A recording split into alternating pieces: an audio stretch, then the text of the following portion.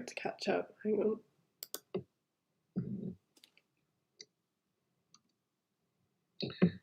So welcome back to the UK Public Sector Transformation Awards. It's our second day, and we're just about to start the first of the Service of the Year categories. So we'll be looking at the Fire Service of the Year and the Police Service of the Year. But before we do that, I'm going to pass over to our chairman, Paul Bettison, just to say a few words. And after he's finished, he'll be handing over to John Comber to take forward the first category. So, Paul, if I can invite you to turn your camera on and say a few words to our audience. Thank you, Andrew. And welcome back to the UK Public Sector Awards run by iESE. Before we get on with the final categories, I just wanted to say a few words by way of introduction and make one special announcement. This is the 12th UK Public Sector Transformation Awards, and it couldn't have come in a more challenging year. But as you've all risen to the challenge, and the level, innovation and the impact that you've made has never been greater and has never been as needed as it is now. In a year where we've seen the power of the local approach to service delivery, we've seen those that have been at the forefront of supporting vibrant communities able to respond quickly and effectively to the effects of the pandemic. iESE was founded on the principles of sector self-help, not only identifying current best practice, but what will be the best practice in the future. The submissions to these awards, coming as they do from across the UK and across all parts of local public service, are a significant part of that best practice sharing. We thank you for your submissions and for the extra effort that you've made in creating videos, etc., to illustrate your work. If you want to become a part of the iESE network of public service innovation, please do get in touch. We now come to the Blue Ribbon Awards, the Fire Service, Police Service and Council of the Year. But before we move to these, I'd like to make an announcement about the iESE Chairman's Award. From time to time, iESE offer the Chairman's Award. This isn't offered every year, only when a really suitable candidate arises. This award is for a significant contribution to the sector, pushing the boundaries of our current ways of working and leading significant transformations, building upon the very best of current practice, setting new benchmarks of excellence and sharing the lessons for the benefits of the whole sector. East Ayrshire have been honoured in this year's awards and in past awards, including the UK Council of the Year. East Ayrshire have generously shared their lessons learned with the sector, including a visit from iESE's Innovation Club. This year, Fiona Lee's retired as Chief Executive of East Ayrshire. Fiona has led the transformation in East Ayrshire within the council and its community, leaving a legacy of innovation in community-led public service. We're delighted that Fiona, whilst retired from East Ayrshire, will continue to support the sector by supporting iESE's research. Today, we would like to recognise Fiona's achievements with the announcement of the iESE Chairman's Award, and we hope that she'll be able to join us at the awards ceremony this September. Fiona, congratulations. And at this point, it would be wonderful if we had a round of applause.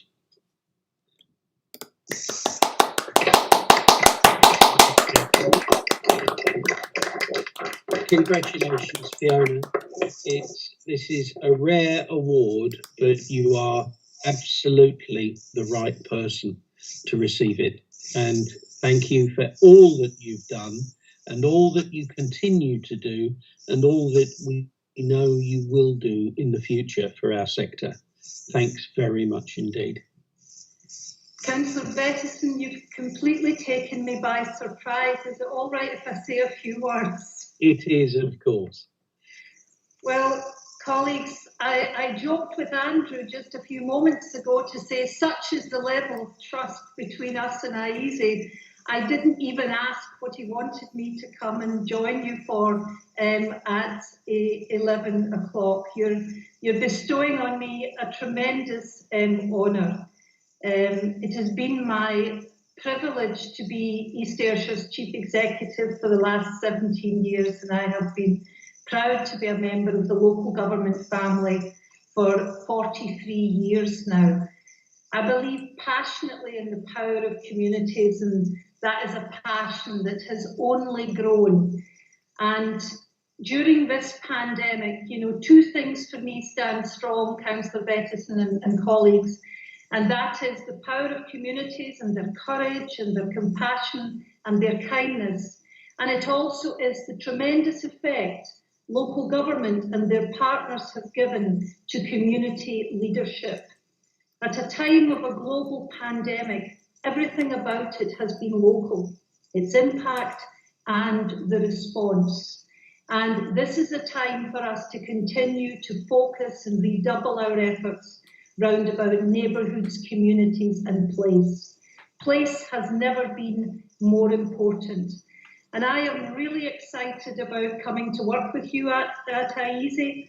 Congratulations to all finalists today and yesterday. I had a chance to spend some time listening to finalists yesterday, and so much of their work resonated with me. I've walked in your shoes, finalists. Enjoy these moments and enjoy the awards and all of the important external validation that they bring.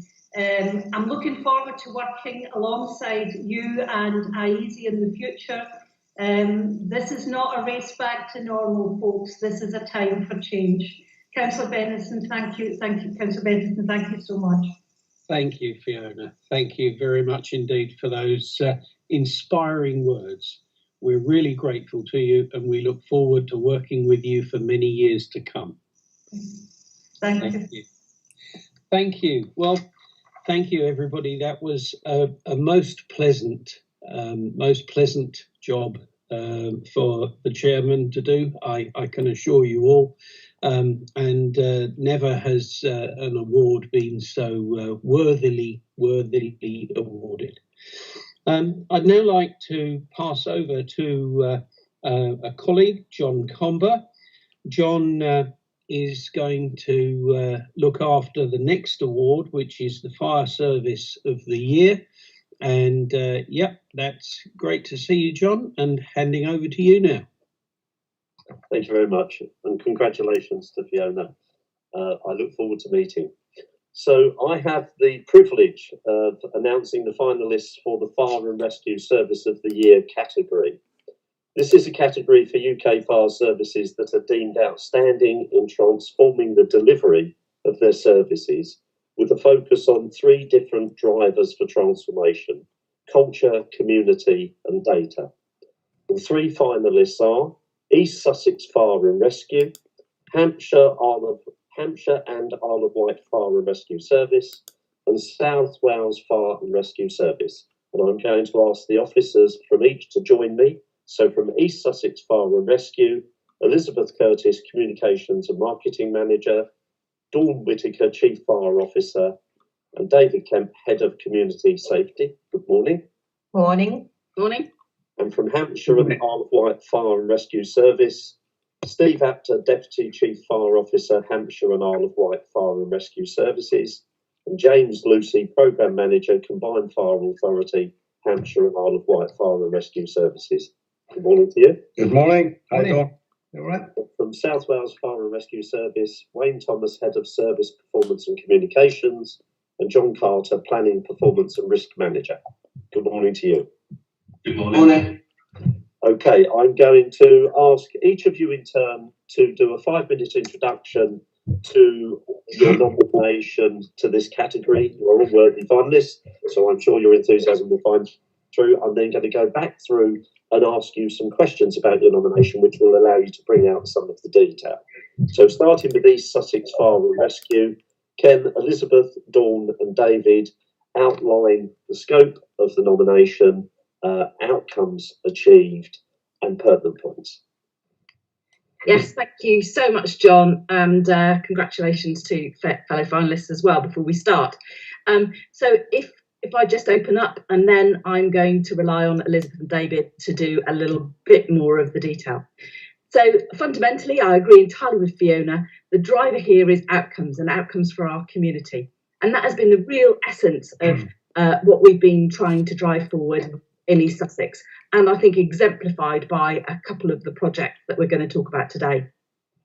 So in terms of what we've been aiming to do with two particular pieces of work, our GP referral schemes and our behavioural insights programme, which I'm pleased to say was the only fire and rescue service that was successful with the LGA grants to do that work and deliver that project. Both of those have all been about the difference we're going to make to community. The drivers behind them have been the very high repeat hospital admissions down here in Sussex, a demographic that is very much about older people in one part of the county and a very young and very diverse population in Brighton, and the need to bite the bullet and tackle some of what I might have called some of the stagnant issues. So for us, the very high number of accidental dwelling fires. Not probably the most significant fires, but actually it was static and the potential was there. We also had a real desire to strengthen our collaborative work with health partners, and that's been a key driver for us with these two bits and two projects that we're talking about. And I think fundamentally a desire to innovate and use more modern and engaging campaigns rather than telecommunications. And that has really been at the forefront of these two projects: engagement with other partners, engagement with other agencies, and engagement directly with the public. So I'm going to give you two key deliverables out of these two, and then I'm going to hand over from David. So with our GP referral schemes, David might tell you a little bit about what we got up to, but the fundamental outcome was a 13% reduction in hospital admissions through these projects. And that is a really significant impact for local GP surgeries. And we're seeing more and more GP surgeries come and approach us after the initial programme and project. And with our behavioural insights programme and our Look While You Cook, and also our Brighton tribe work, Elizabeth will tell you more, be fascinated by the tribe analogy. But what we've been able to do is reach segments of our community that weren't really attracted to the historic ways of communicating. A younger generation and a bit more hip and trendy, and also, you know, the working population, mums at home, etc., the middle of our age and demographic profiles. And we have seen the most significant reduction in accidental dwelling fires ever in East Sussex Fire and Rescue Service as a result of these campaigns. And for me, those two things come together and make our community safer.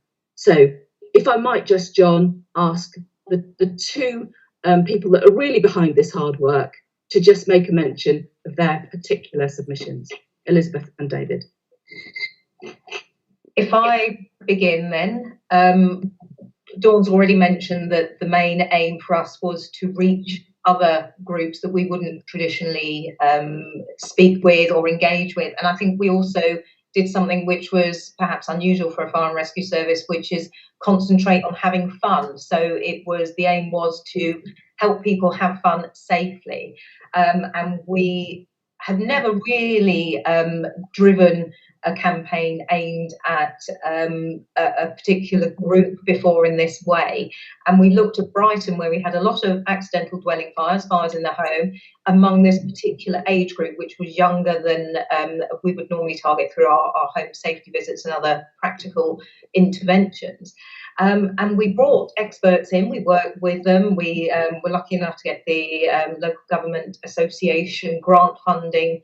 They were really excited about us, and we were supported the way through. We ran competitions, we used light-hearted jokes, talked about trying to change the behaviour of accidentally burning your food and having other small fires in your home.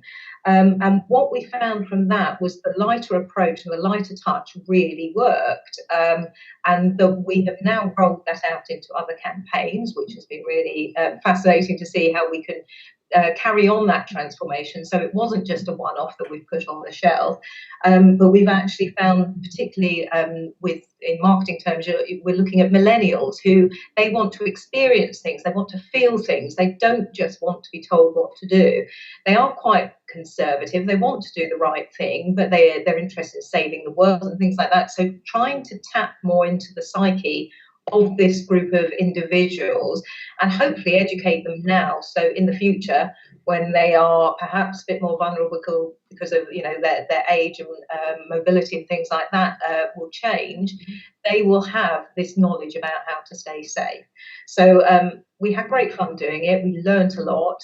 Some of it was sort of learning what not to do, which was as important as learning what to do. Okay, so if I could, in a few words, explain what we did with GPs. So effectively, we are entering data sharing agreements with GP practices to share patient contact details without consent, and then we offer those patients home safety visits to make them safer in their own homes. The background to this was that GPs are probably the only group across society that know who the most vulnerable people are, and whether that's in terms of their entire living condition or because of an incident or an injury, and that makes them much more at risk of a poor outcome if they have an accident dwelling fire. So through the information sharing agreement, helped by the Information Commissioner's Office, we've persuaded and encouraged a number of GP practices to share data with us.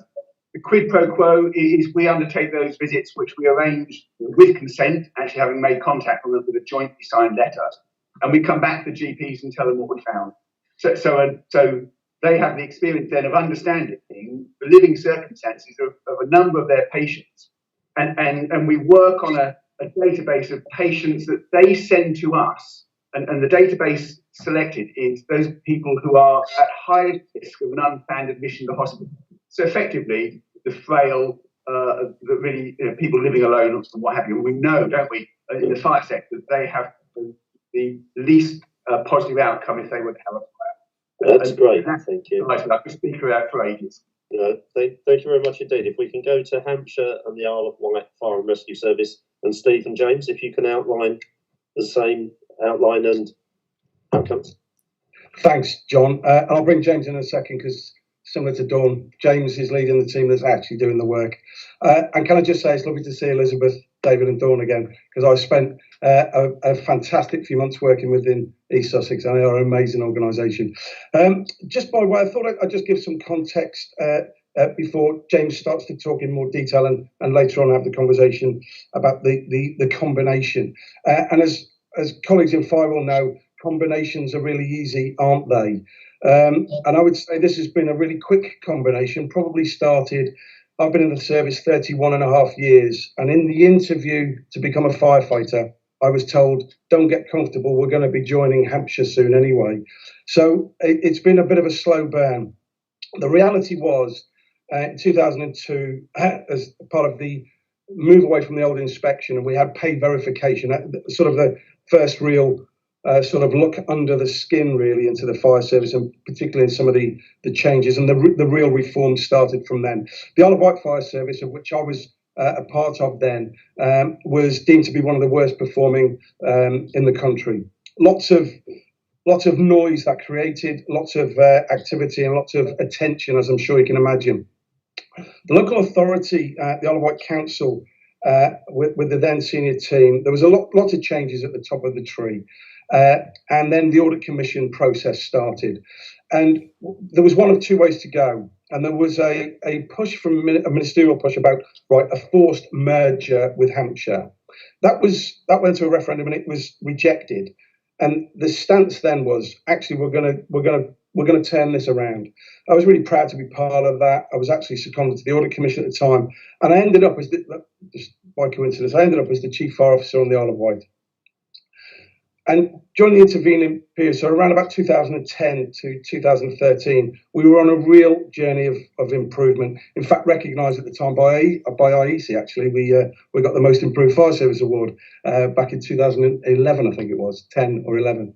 So the journey started, and we had a peer review in 2014.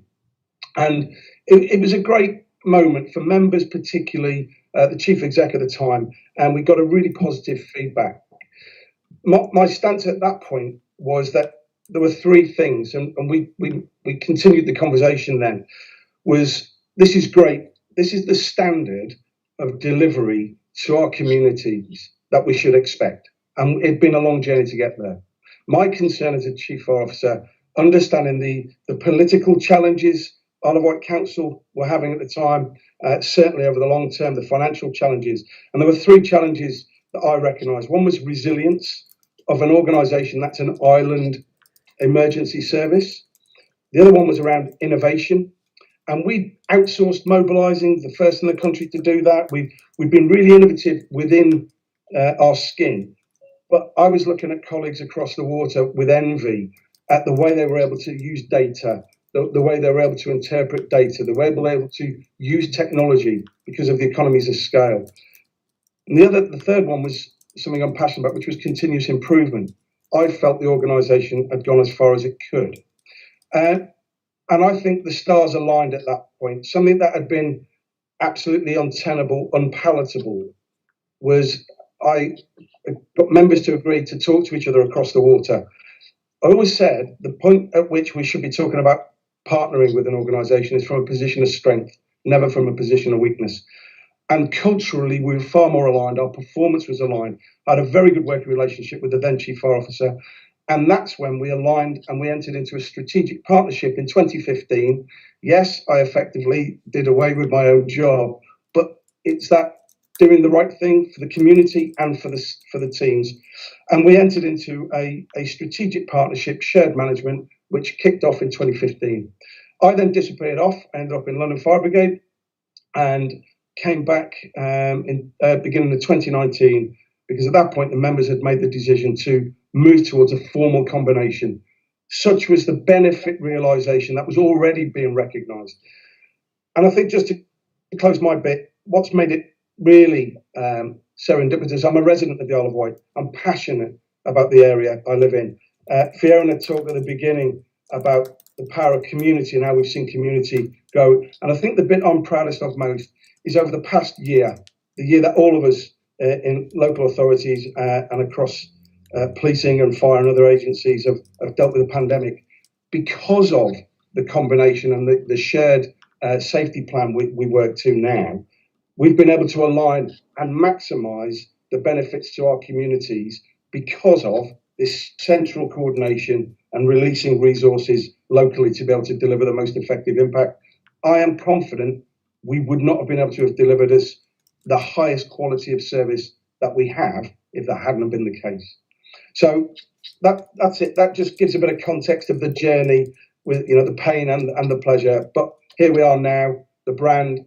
And actually, just to finish off, what the pandemic, the situation enabled was things such as the IT changes, which in themselves would have created a cultural nightmare. It's been the easiest part of the process. Easiest part. We've probably brought the IT changes, the infrastructure changes 4 years forward. And on that point, I'm going to just quickly hand over to James, and he'll just give you a flavour of the programme. Thank you, James. James.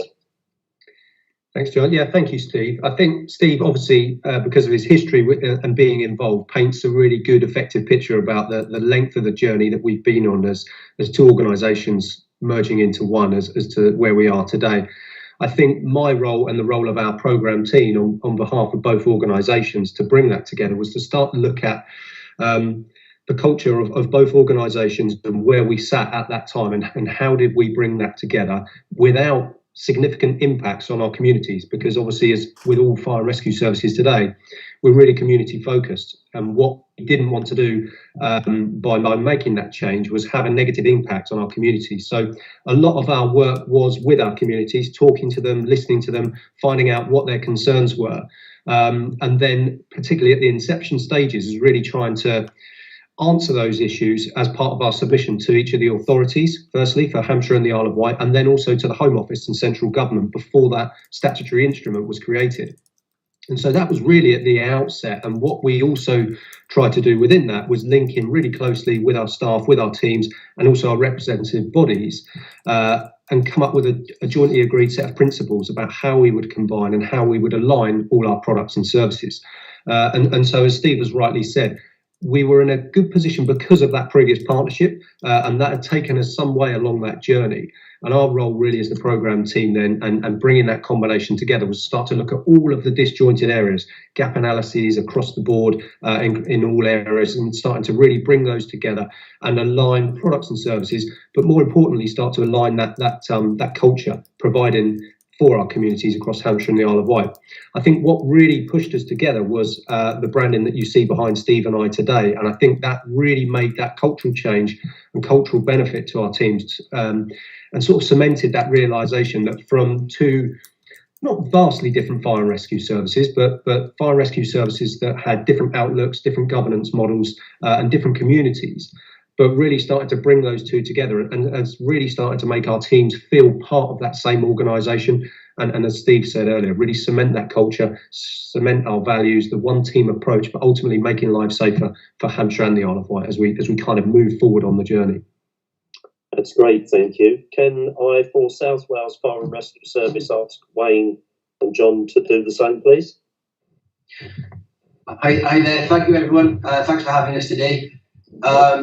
As the two services have said, there's such a changing picture out in the public. The only constant at the moment is change, and has been now for quite a number of years. And our project has focused on that importance of evidence-based decision making and using data to make sure that you're providing yourselves and also then the public with assurance that the decisions you make are the right decisions. So for the last 4 years, we've been on a journey as a service where we've got a performance management system where we've been tasked, John and I as a team, to almost go out to the organisation and say, well, what data do you have? What decisions are you making? What are your performance measures? We've been putting them all in through our business management information system, and almost challenging everyone in the service, to look at what we're doing, to look at how we're performing, and to make decisions with a strong basis for evidence. And the project's probably 4 years in now, and it's a project in itself that's really leading to strong cultural change. Our managers, our management teams are all being challenged to look at that information and to make decisions that we could stand by with substantial assurance. Our project specifically then goes into the COVID-19 response, and the reason I think this project's been particularly beneficial and relevant to us is COVID-19, as you all know, presented with a really new challenge.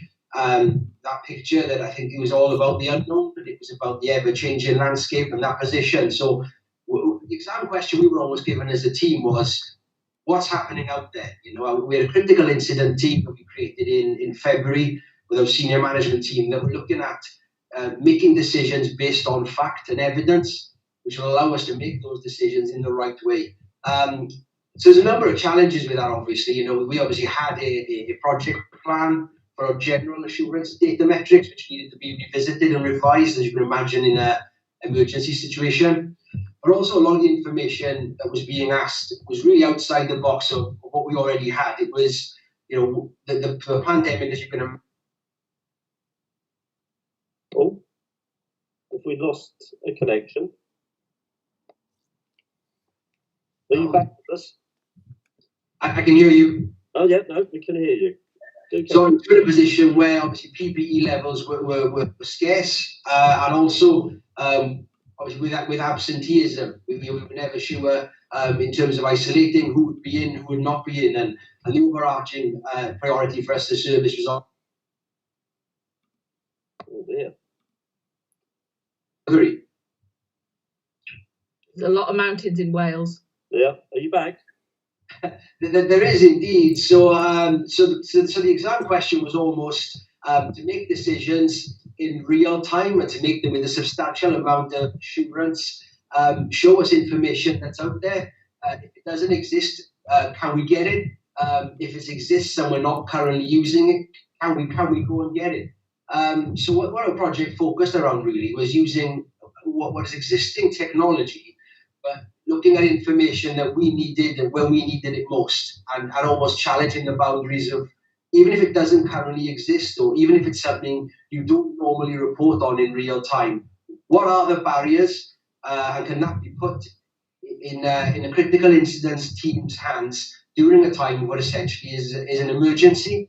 So the project really went out there and got us looking at, these data sources were there, but it really was a challenge to get these information presented to critical incident teams and our operational command cells, and it had to allow them to make decisions with a substantial amount of assurance, but also to monitor what essentially is a real-time changing picture. We've got examples of information that with certain PPE we've never really had issues with it before. However, it became the most crucial bits of kit for our staff at this present time. So the outcomes were really the fact that, and this is a massive, it's caused a lot of pride for me really, looking at John's team in particular, was really pushing the boundaries and going out there and making sure that a critical incident team could sit there and monitor what essentially is a moving feast and monitor it in real time. So even being made, giving them that opportunity to monitor the impact of that decision, and then making any amendment behind, in real time based on a changing picture. So not, being in a position where you don't have to make a decision and then hope for the best. It was a case of make a decision, monitor the impact of that decision, and if anything changes or something adverse is happening because of that decision, make a different decision. So it was, like I said, the benefits were incredible. I think as an organisation, our senior management team has always been passionate for real-time, accurate information and making decisions with that substantial assurance. But obviously, this was really the real test, the real litmus test of the system as it is now. And it was a case of the art of the possible. And John's team have looked into information we've never really looked at in earnest in real time. And now that obviously we have it in real time, it's opened other doors to make more substantial decisions with it. And also gave a lot of assurance. We're 51 remote sites in South Wales, over 1,100 square miles, and it was always using data as means of communication. We were asking managers on sites to put in their current levels of PPE using survey software, presenting that then in dashboard format to a critical incident team, and we were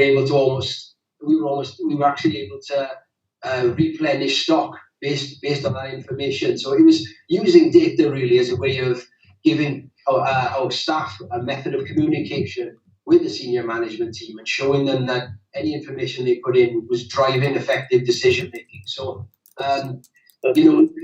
so that was it. Yeah. So the constant change in landscape was actually pushing us to make different and more relevant information available, which was again giving us that assurance on a real time basis that the right decisions were being made and monitored. That's great, thank you. I'm going to do another round. We've only got 6 or so minutes left, so it's a couple of minutes each. And it's really asking each of you, what's been the most important things to your journey, to make the journey, and what would you do differently? Just a couple of minutes each. So if we go back to East Sussex Fire and Rescue and Elizabeth, Dawn and David, what's been most important to the journey? and what would you do differently in a couple of minutes? So I'm going to say my two most important, and then do differently, and I'm going to be succinct, and then I'm going to ask David and Elizabeth to do the same, because it's important to hear from everybody. So most important, engage. Communication with partners and with the public is a really important thing to do. You listen, you learn, and then you manifest a better delivery of service. What would we do differently? Do you know, I think the work we did with behavioural insights was so challenging, and I guess because behavioural insights is really, quite new, really, certainly to the fire sector, and enormous amount of work and energy went in from Elizabeth and the team, and more widely, because Elizabeth sits on Fire Pro as well. I guess what I would say I would do differently, although we were careful not to shout about the project until we got the other side of it, until we had the business impacts, until we had the final thing to talk about. I think perhaps sharing the journey of getting there, because it, earlier, is the thing that I could have done more as a chief, albeit I know Elizabeth was doing it in the comms network. Thank you. Elizabeth, David, your most important and the thing you do differently. I think most importantly for me, I think I managed to get our team in a position where they were happy with experimenting. We had the data of who we wanted to target, we had the data about the incidents, but behavioural insights is a bit of a leap of faith. What would I do differently? I'm not sure I would do anything radically differently, because we adjusted as we went. Because it was a year-long project, we were able to bring things. So what would we do differently? Well, we kind of did it throughout the project. So I would just probably be a bit more confident in myself. Now I've done it once, I'd have more confidence in myself. Thank you. David? Most importantly, we reduced threat, risk and harm to a very vulnerable patient group, and reduced the number of people who went to hospital because they fell over and injured themselves or worse at home. And do differently, COVID's an opportunity. It's opened up the opportunity for the NHS now to share data where they have refused or found it impossible to do so beforehand because of regulation. Now they can. The Health and Care Bill will assist in this, and so the challenge is it's one information sharing agreement per GP practice, and we've got 110 of them. So the logistics are dreadful. But if we could do one with all of them, we will be flying with this. Thank you. Steve and James, Hampshire and Isle of Wight Fire&Rescue. Thanks, John. Not dissimilar, I'll keep it really brief. I think for me, right at the top, I think South Wales colleagues mentioned what was the exam question. I mentioned ours earlier on. Is the organisation, this new organisation, more resilient now? Yes. Have we got to focus on continuous improvement and performance? Definitely. And are we innovative and outcome focused? Absolutely. So if that was the intent, I think we've landed that, and that's the part I'm proud of. I think from my perspective, what would we have done differently? I don't think it's. I reflect it's not different in terms of it we wrong. I think for me, it's just what I would have done more of was continue. We had the engagement right across the piece.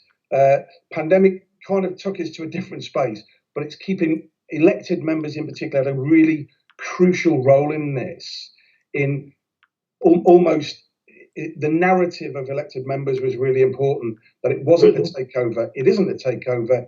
This is a coming together of two organisations behaving as one, and that narrative kind of got lost a little bit early on because of the pandemic. So we are focusing on that narrative now. Thank you. And just a quick one from you, mate. Thanks, Steve. Yeah, just very quickly, I think just to echo, actually, Dawn mentioned earlier that the engagement is really key, and I think as part of this programme and the combination, what's been really important for us is that culture, bringing the two organisations together, and also the community, as we spoke earlier about, making sure that our services and our provision to our communities isn't impacted. And indeed, one of the things we've been able to do as part of that, and which has been important, is really utilise the sort of pooling and of skills, knowledge, expertise to ensure we share both best practice across the organisations and then provide that best service to the communities. In terms of things differently, I personally wouldn't do a huge amount. I think certainly engagement has been really effective for us. If I was going to change anything, I would have tried to, from a personal perspective, try to get our sort of direction of travel to become that combined, joint branded, single service, single branded authority and organisation right from the outset. And I think we could have got to that point quicker now where we are, is really combining, bringing the services together. Thanks very much indeed. And for South Wales Fire and Rescue Service, Wayne and John? I think one of the important things we've discovered is getting professionals in front of the role that they're doing by freeing the almost the inhibitor of access to data. I think one of the challenges I think all public bodies have is almost producing information in order to make decisions. It takes up a lot of people's time. And COVID, created such a demand for information. It was utilising our fantastic team of data analysts and performance officers we have to free up those individuals to act within their professional role. So, for example, our absence teams were particularly busy, as you can imagine, in the early parts of the pandemic, and it was to free them up by giving them access to reports that could be fed through our management team. I've given examples such as providing access to information of where our staff are living. So as local restrictions came into force throughout Wales, our management team had the information in front of them to make decisions about how those restrictions impacted upon them. Absence forecasting, giving that information back to the absence team rather than them generating that information, just freed up people's time to actually deal with the problem and deal with the problem statement. I think at our time again, you'd obviously love to have a crystal ball. I think you'd be looking to do this a little bit sooner. But really, I think COVID has been a massive catalyst as a sort of service to enact this sort of change across the company. That's fantastic. Thank you. I'm afraid we've run out of time. Can I thank you all as absolutely worthy finalists? I look forward to seeing the final order of play. But you've given brilliantly, and can I thank you for your attendance? It's been fantastic. I'm going to hand back to Andrew now. Thanks very much for your time. Thank you. Andrew. Thanks, John. Thanks, everyone. So now we're on to the Police Service of the Year category. So this category is for the UK police services that are deemed outstanding and transforming their delivery of services. And delighted to invite Essex Police, Humberside Police, South Wales Police to join us today. From Essex Police, we have Chief Constable BJ Harrington and Dr. Victoria Harrington, Director of Strategic Change and Performance. From Humberside Police, Robbie Walker-Brown, OPCC Officer Representative, and Darren Downs, Acting ACC. And from South Wales Police, Samantha Collins, State Officer, and Richard Membry, Deputy Head of Estates and Facilities. Thank you all for joining me today. So some of you will be very familiar with the format, but just to remind you, we're going to do a round robin where I'll come round to 5 minutes for each of you, where you can just talk through the sorts of transformations that you've been engaging with to improve your services. And then we'll come back round again afterwards just to ask a little bit more about the journey that you've been on, the highs and lows, etc. So if I can start first with Essex Police, if I can ask yourselves, BJ and Victoria, can you outline some of the transformations that you've been addressing and just talk us through what your recent developments have been and what impact you've had? Thank you, Andrew, and it's a real privilege to be here alongside two great forces, and I'm really proud, for the work that our officers, our staff, our volunteers have done in transforming a force. It's not just been about one project; there are many. It's been about a complete transformation about the way we do business. Whether that's affecting operational policing, whether it's how we deliver justice for victims, and of course how we've coped recently with the pandemic and led and coordinated across the county of Essex and our two unitary authorities of Southend and Thurrock. In operational policing, we've dealt with some significant challenges: violence, the issues of COVID, and also in that time innovated to bring to justice one of the largest murder inquiries for the death of 39 migrants who came to our shores that many of you I'm sure would have seen back in October 2019, to bring those to justice, leading and innovating and transforming not only prosecution prosecution in this country, but across the world and with other law enforcement agencies. And we've also our local authorities, our health system, in order to better protect the people of Essex and better support the response to the pandemic over the last years. But that transformation has not just been about the operational delivery, it's been about efficiency, it's been about effectiveness, and delivering over £7 million worth of cashable savings in recent years, £34 million worth of overall savings over the previous 5 years. So this has been a journey and one where we continue to make more use of the money we have as one of the lowest funded forces in the country, but also to deliver the best we can in relation to that. But it's also been, to a degree, about our it's been to a degree about our people, and of course I'm really proud of some of the innovation we've done, both about empowering them and allowing them to deliver and transform and make the changes they need in an operational framework using data and innovation and all of the other technological solutions. But it's also been about equality and diversity and inclusion. And we're really proud, and you'll see the background behind me, of our recruitment campaign, Valuing Difference, bringing in a much more widespread, better representing the people of Essex and our county, and allowing us then to better deliver services with their trust and confidence, which is essential in policing. And of course, then developing and nurturing the workforce, using innovative ways to train, to upskill, to reinforce skills through blended learning, particularly at a time of COVID. And the restrictions that place on it. And of course, within that, using technology, whether it's tackling violence, whether it's working with third sector. I'm very proud of work we've done with charities around youth violence. But it's been a whole system transformation. And I'll ask Dr. Vicky Harrington to talk a bit more about some of those things as well. Vicky. Thank you. Thanks very much. I'm really pleased to be here this morning. So as the Chief has said, this is transformation across the entire organisation. So it's very difficult to pick out one particular project, but innovation, use of technology and use of data have really been critical in that transformation. And what we say is if you do what you've always done, you'll get what you always get. And so this has been about continually improving the services that we deliver to the public. And we've done that through exploiting opportunities individually as a force, but also through collaborating with other forces and with partners, because that gives us the opportunity to share costs and achieve better outcomes for the people of Essex. So we gain expertise from partners, but as I say, we can also be more efficient in the work that we do. And a few of the projects that I just wanted to highlight to give you a real flavour for the breadth of this work. So we have something called the digital passport. And of course, one of the key changes to crime is the digital element. All crime now has some sort of digital element to it.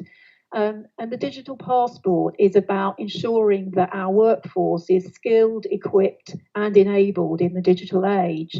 So that's not only about giving them the technology and the training, but the enabled bit, this is crucial. This is ensuring that they're comfortable and confident applying and using that technology in practice. So our digital passport involves people having that, if you like, that sort of assurance that they have applied that learning. And we've looked at things, automatic number plate recognition, communications data, internet intelligence and investigations, digital crime scenes. And what we found is, as a result of that training, we're getting more submissions through to digital forensics unit. What that means is we're solving more crime, and that's really important to victims. Data are really at the heart of what we do within Essex Police, because data are a huge asset to the organisation, and we really understand that we need to maximise the insight that we can gain from them. And so our evidence-based approach in terms of how we use our data, how we understand demand, how it will look in the future, prediction is really key. But we've now launched something called Analytics for Everyone. And this is about putting data into the hands of operational officers, giving them the insight, bringing together multiple data sources into dashboards that will actually allow them to get in, take action and prevent crime, because that's what we want to do. It's not just about tackling the crime that arises, it's about preventing it, getting upstream and our ability to stop it happening in the first place and reducing risk. Thank you. Thank you. Thanks very much. I'd like now to reintroduce Humberside Police, and my apologies, Lee. If I can ask you, Lee and Rachel, to do the same. Can you talk around the journey you've been on? It's been a terrific journey, a bit of improvement and transformation, but just talk us through what you've been doing, what you've been up to. Great, thank you. Good morning, everybody. I guess I would start by introducing this as we offer, in our view, of the power of servant-led leadership, and in particular, the importance of not being able to deliver world-class public services unless your own people feel valued, supported, listened to, proud of an organisation, and you create a culture and environment where all the answers to all the questions that you're trying to solve, you recognise that already lies within your own staff, your own people, your partners and your communities, and not at the top end of an organisation. And where we found ourselves in the midpoint of 2017, the force was in special measures in relation to HMIC inspections around inadequate and requires improvements. The workforce was disengaged. 22.5% of our frontline police officers said that they were seeking to leave immediately or within 2 years. Public confidence was low. Communities described as feeling abandoned, and our partners felt that they weren't being considered and recognised in terms of how they had a key role and do have a key role in protecting the public. Up to 2020, our Durham University staff surveys have been described as remarkable by Durham University. We see some of the highest levels of public service motivation now reported in our staff. They have a strong sense of organisational support. They describe the leadership from top to bottom of the organisation. So this is really about first-line supervisors and managers and penetrating that cultural change. Them feeling that their local managers are supportive, they're engaging, they're listening, and they're valuing them. This is about a culture of engagement being reported, really high levels of organisational pride retained in there, and some amazing sets of vision clarity scores around everybody understanding what the force plan is and what their role is in contributing to achieving those strategic outcomes. To back that up, the Police Federation National Pay and Morale Survey has Humberside in 2020 now have the lowest reported levels of low morale of any force in the country, and that supports the 2019 survey, which put Humberside first to the lowest levels of personal morale. So how have we delivered that, and what does it mean for the communities? The simple premise that we started with was to make sure that our staff felt that leadership within this organisation valued them, cared for them, and they felt they had a voice in this organisation. Massive engagement activities right the way through organised events and building that plan, but also actually making sure that we equip our first line supervisors and managers with the skills and the training to understand what difficult conversations look like, in order to make sure that they can give high support and high challenge. There is no point in Humberside Police being a great place to work, which our staff are now telling us that it is, unless the service we give to the public also starts to improve. So there's an ethical reason as to why we want this to be a great place to work. Of course there is, but there's a business dimension here that our job is to prevent and reduce crime. And what we have seen for the first in the force's history to evidence that change has penetrated through to the public is the HMIC FRS gradings of good across the board for the first time in the force's history. We've seen a 5% shift in the last 12 months alone in the crime survey for England and Wales in local confidence in policing in Humberside. Our sickness levels are one of the lowest in the country. As an employer of choice, we've seen a 400% increase in those police officers transferring from other forces to join Humberside Police because of that change in reputation. We've been knocking on 165,000 households door to door with our local community teams, asking our local communities what it is in their local area that's affecting them, what it is that's blighting their lives, and then with partners doing a you said we did through our Humber Tour. The shift in perception around our local media, talking about us now being an open, transparent and engaging force that was previously perceived as defensive, closed and not listening. And similar to what's already been mentioned as well, whilst doing all of that significant change and improvements in our performance, still meeting £7 million efficiency savings, but at the same time as doing that, continuing not to have to make people redundant to meet those savings, doing it through innovation, doing it through listening to our staff, and doing it through sound financial management and workforce planning, that has seen us transform what it feels like to work in the organisation. But I say, equally important is making sure the public see the difference, and that's replicated through the reducing crime, the improved detection rates, and what our public say about their perception and contact with Humberside Police. So it's really been a journey for us over the last 3 years. But of course, the final thing before I ask Rachel to come in, we've not finished yet, has to be about continuous improvement. And of course, there are things that we still need to do. Brilliant. Thank you. Rachel. Thank you, Lee. I think it's important that I say that I'm not the Office of the Police and Crime Commissioner, which obviously has a governance role in terms of oversight of the police force in whole. Part of the reason for me being on the call today is because we were the office that put forward the application for Humberside Police on the basis of the degree of confidence that we have that this is transformed change of the force and that change is sustainable. Whole discussion with the public shift over the last 3 years in terms of people felt that disconnect, that the force wasn't giving them what they needed, to an ongoing dialogue where people tell us on a consistent basis now that we're providing a service that meets their needs, the phones are being answered consistently, the service is good, and it was for that reason that as an office we wanted to make the application in recognition of the progress of the force and the demonstrable change that they've been able to make. Thank you. Thank you. Thank you very much. Richard and Sav, I can bring you in now. You've had a discussion in the previous session, but some of the viewers won't have been in that session. Can you kind of outline the kind of changes that you've been dealing with and how you've been collaborating cross-sector to try to transform the way that your service works? Yeah, good morning, everyone, and welcome. Thank you for this opportunity. Very much like the last two chief constables who spoke, a really, really positive time and a huge transformation across all forces in the country at the moment. I'm going to focus today, I'm the Deputy Head of Estates of South Wales Police. I'm going to focus on some of the things we've been doing from an operational side, focusing on, first of all, the buildings, and then how we actually provide partnership and enhanced partnership working to the public of South Wales. South Wales Police has a 10-year estate strategy.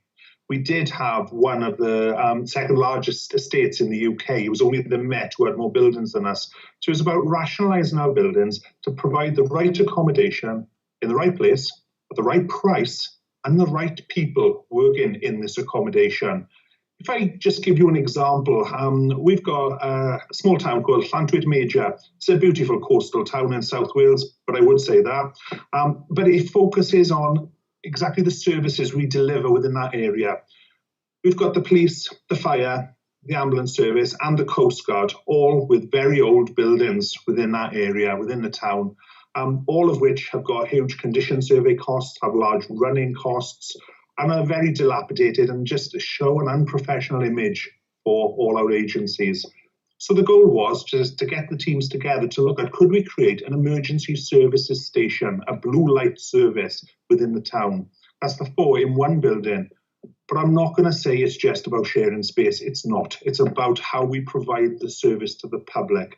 It's about engaging. It's about not providing, having joint locker rooms, joint services, joint kitchens, joint briefing rooms, so the teams are working together to deliver the best possible service. So if there is an RTC where we're all deployed together, we're not deployed with Fire and Rescue and ambulance service. We are deployed with Rod, Jane and Freddie. We know them, we work with them every day, and it's about providing a better service to the public, because that's what it's all about. I think full engagement, it's not just about the sharing of buildings. And the bottom line, it's always about providing the best service to the public. But we'd all agree things like this don't happen overnight.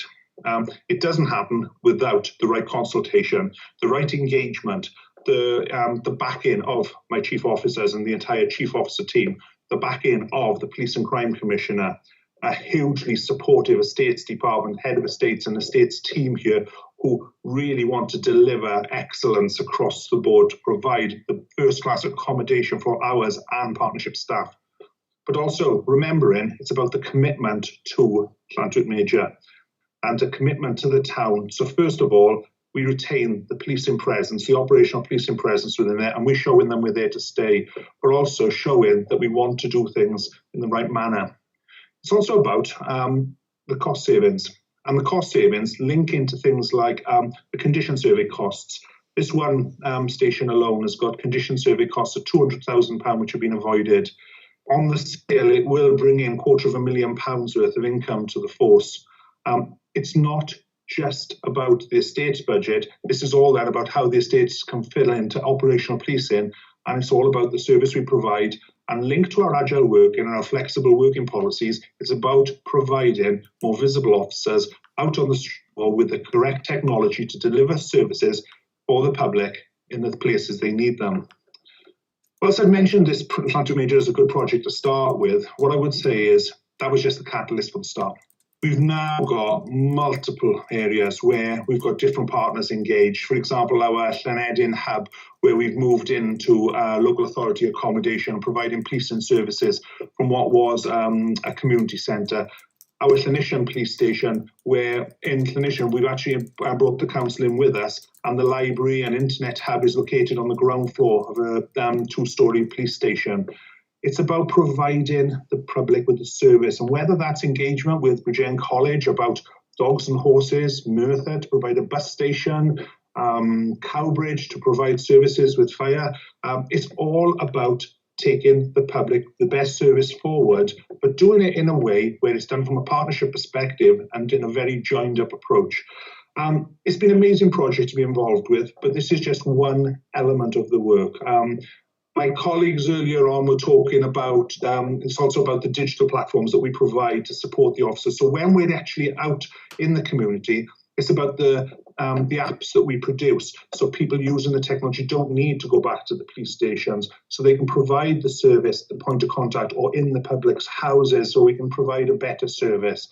So the entire project for us has all been about developing the service, making huge changes within our estate, but actually to facilitate an improved frontline service for our officers and for the public of South Wales.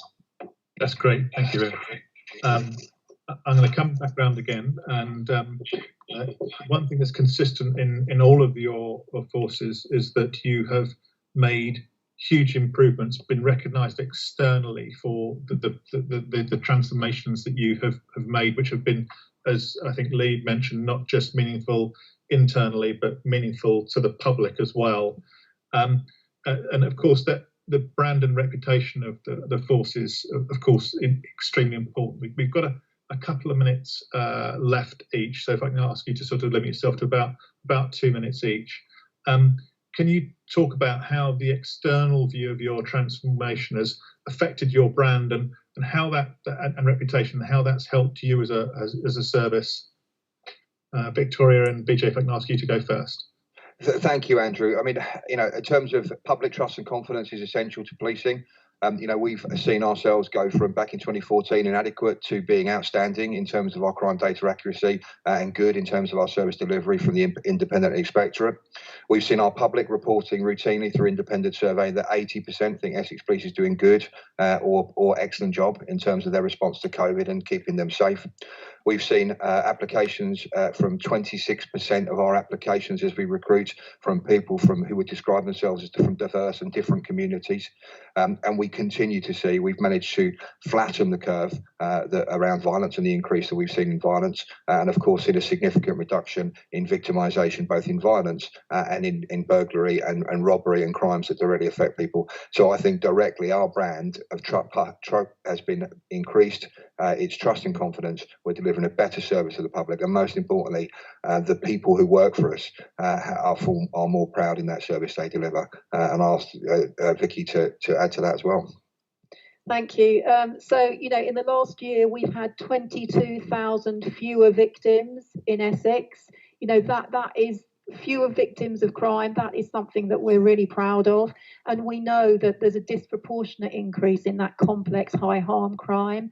So that crime has reduced by just over 19%. Again, a huge reduction in terms of the number of victims of crime.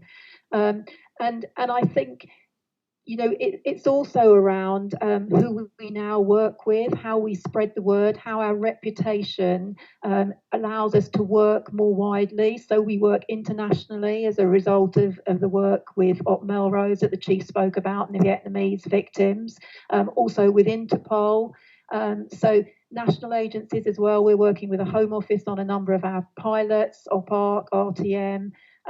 We're working with the College of Policing around the digital passport. We had a national initiative which was around COVID and actually predicting the amount of sickness that might affect organisations, that was adopted nationally. So our work now is such that, as I say, it expands to the international arena, the national and the regional arena. And so that has hugely impacted on the confidence of the public, as the Chief mentioned, and also around the confidence of the workforce and the skills and capabilities they have. Brilliant. Thank you, Victoria. Thank you. Lee, you've already described what's a phenomenal journey for your service, and perhaps you can talk a little bit as well about how that's affected your brand and reputation and what that's meant to you and your officers.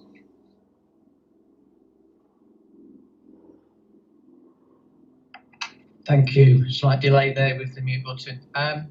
So the reputation and the trust that the public have in any local police force is very much our share price. We don't produce widgets. Everybody knows that we police by consent. If there is not that trust and confidence in there, it affects the very heart of what we're trying to do in terms of victims, in terms of being seen by communities as their police.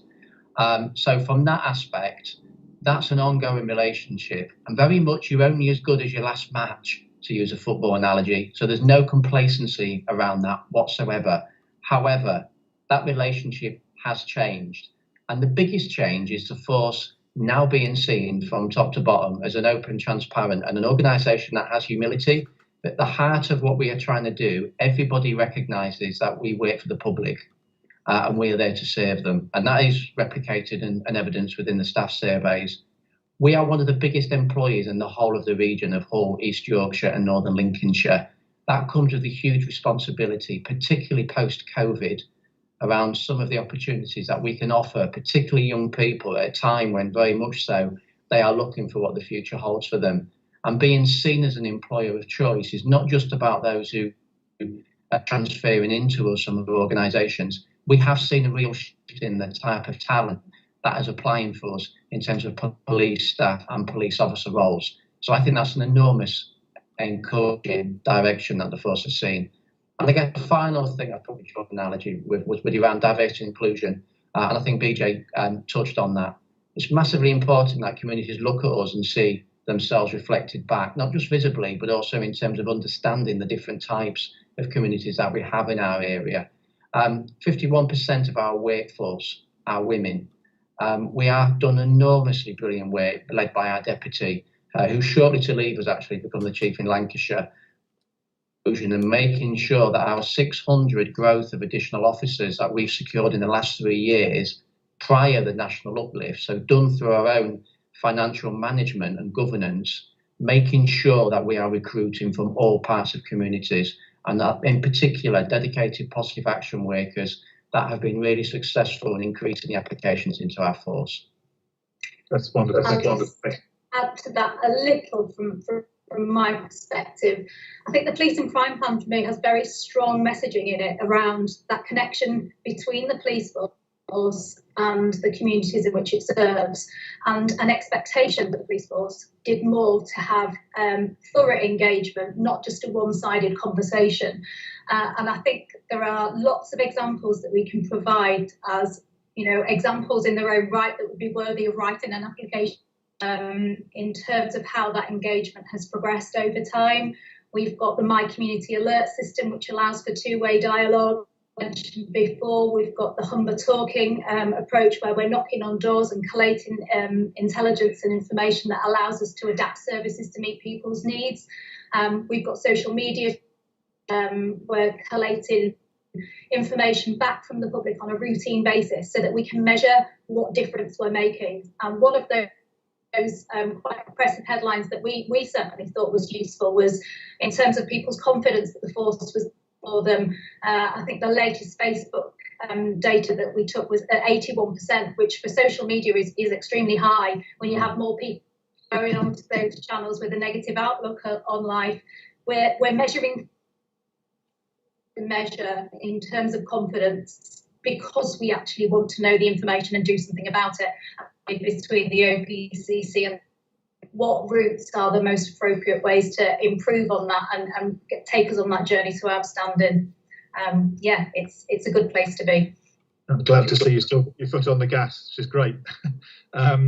Richard, Sam, if I can ask you to the same question, how's the work that you've done improve your reputation in South Wales, please? Yeah, I'm going to focus on this very much from an estate's perspective and an operational policing perspective. It's reinforced for us, first of all, our commitment to community policing, to be in the hearts of our community, where the public want us, so they can see us. So where the public we serve, we're actually there for them, and they can see us. We're accessible to them. We're not hidden away in police stations. We're out delivering a service, and when they do need to come to see us, they actually come into buildings which are fit for purpose and can provide the best possible service for them. Whether that's anything from our bridewells, which provide our policing service, or our drug intervention programs, or any services we provide, it's about providing the right accommodation. But one lesson I think we've learned over the last few years is we don't do this alone. If we do this in partnership, we deliver multiple services which the public need. So people are not coming back and forth for different services, different places. They're dealing with multiple issues at the same time. We're not having the lack of joined up approach to policing and providing services. Everybody is working together, whether it's our mental health system, triage system in our control rooms, whether it's our 2 fire services, South Wales and Mid and West Wales Fire, working in our joint control room.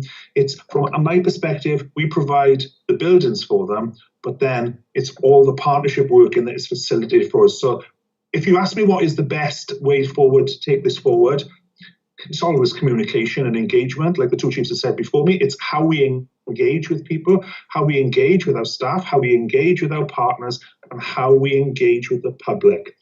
We don't do these things by chance. We have full engagement sessions. We engage with everything from our Ystadau Cymru, Welsh government groups, right the way through to town councils, to our PCSOs and the contacts they make on the street and the neighbourhood teams they make on the street. They're telling us what they want, and we're trying to give them what they want in relation to the property side of it by being there for them. That's so brilliant. Thank you for the opportunity today. Thank you. That's fantastic. Thank you, Richard. We've run over slightly, but I thought it was important that you could all tell your story fully, and I really, really appreciate your time. Thank you also. Please pass on your thanks to your colleagues who've prepared the videos that are up that explain more about what you're doing. We really appreciate that help as well. I mean, you are all winners, and I have to say, and I've been chairing the judging panel for 12 years now.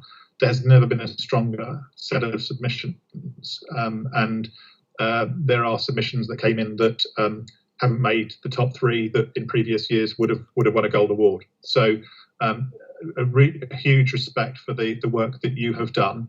I do sincerely hope that we will be seeing you face to face in September so that we can actually celebrate your achievements properly. And thank you not just from me, from the audience as well, but all of the phenomenal work that you have been doing over not just the work you've been doing in your transformations, but over this very, very difficult pandemic. So thank you all.